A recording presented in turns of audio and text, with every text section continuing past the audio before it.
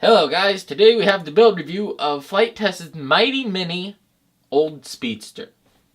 Yes, it's very small. Relatively extremely small. I don't know the exact span actually. Where's my tape rule? Do you think that'll reach? Grab the uber long... No, where is... Uber long! When I get the right intro, I don't have the stuff I need. Well, wait. Got it. We'll measure it with a 25-foot tape rule. Alright, here we go.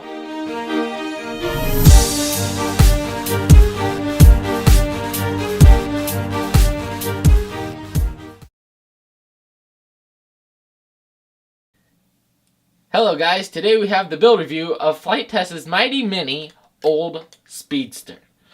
In fact, it only has a wingspan of 21 inches. It is extremely small, fun, and can be slow or fast. Depends on how you set it up. So right now I have the DYS 1806 2300 kV engine. I'm actually using these on my mini quad right now. Also with an Emax 12 amp ESC inside this mess right here. My receivers in there, which is the Turnigy receivers, the 9-channel receivers. You can kind of see it right here. I took the case off to save on weight, which is hopefully helping.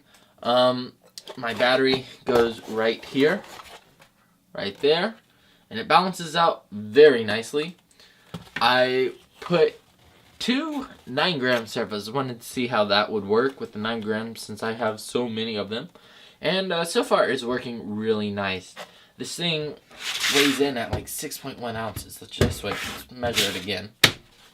Also, while that's turning on, some improvements I have done to what they have made, Flite Test, is I took the glue all the way around the edges. Yes, it adds weight, but I would much rather this plane fly longer than faster. And so, gluing it has helped tremendously. Another thing is I put hinges on the control surfaces, rudder and elevator, and that's really, I don't think I would say improved it, but it's just made it so that the hinges will last longer. Then I just pull them off and put them on another plane. It took a long time for me to get these servos in here to work exactly just perfectly with the control surfaces up here. In fact, I flew it 3 or 4 times, and either I would have a lot of turning left and no right, or full right and no left, or the one time I had all down elevator and no up. It was ridiculous. So now I finally got it where it's in my opinion perfect. So we'll get the weight here and see how much it weighs. We'll first put the battery on. Okay, so here we go. The battery weighs 1.2 ounces, and the plane with battery weighs right in at 6.2 ounces. So for what it is, for how it flies, I'd say that's a pretty good weight. The crack yak we have weighs in at 6.1 ounces. Actually, probably now it weighs in a little more because we have all the glue on it. But anyways, the point is this plane, for being made out of foam board, flies tremendously good. So putting this plane together was fairly easy, except for the turtle deck part. This piece right here, I didn't see in the video where it showed to put that on. They had me cut it out, so I just stuck it on there to look like a canopy. And other than that, I mean, this thing went together like a breeze, a stiff breeze. The wing cut out super simple. I think I had all the parts cut out in under 15 minutes. Then to glue it all together, that was relatively easy also. I think you could have this whole plane built, if you had the power pod, this little power pod thing, which is ridiculous, it's only that long, it ends right there. If you had the power pod built and your electronics ready to go, you could have this thing easily built in under an hour.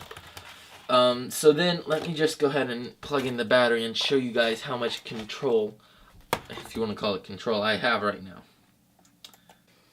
So I've not flown it with the control surfaces how they are, but now they're all smooth in every direction. So go ahead and just plug it up real quick. Alright.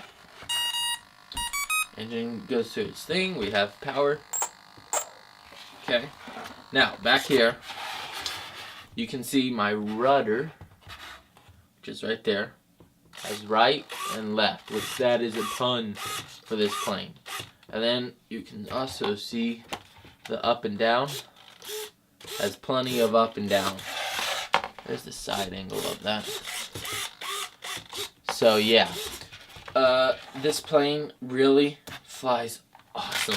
I was shocked when I first took off into the air. Okay, I had a couple problems. The first 2 throws, it would just nosedive because my trim wasn't set right. But after I got it all trimmed out and everything, it just took to the sky so beautifully. It really is an awesome microplane. I've not flown a lot of microplanes. The only other plane I have as a micro would be the Park Zone Striker. And well, let's just say it's not a good beginner's plane. With this engine also, it's nice because you have the variety of, very slow throttle, and this plane really goes along at a nice jog. My brother can way keep up with it. And then also you can put a 3-cell on this, which that's a lot of fun. It sounds so clean and like so smooth when it's flying through the air. It's just crazy. The prop is like perfectly balanced, and so you're flying through the air and it's just this little that goes by. All you hear is the engine spinning. It really is amazing. The only thing I have found out is it does not like inverted. Yeah, we'll just leave it at that. I nosedived it straight into the ground, and this is how it looks after I nosedived it. This thing is ridiculously tough for what it is and what it's made out of.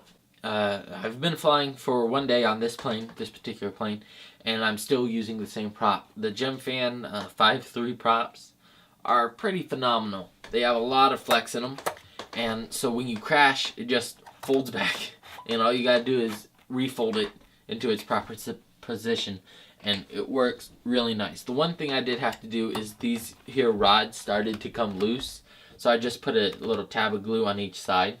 And I mean, other than that, it worked really nice. So I have to say, Flite Test, give the thumbs up! You did a really good job. This plane really does fly great for the beginners, and it really does make for a fun winter flyer.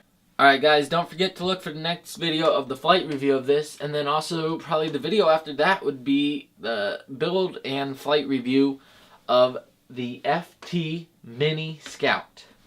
Thanks for watching, guys. See you later.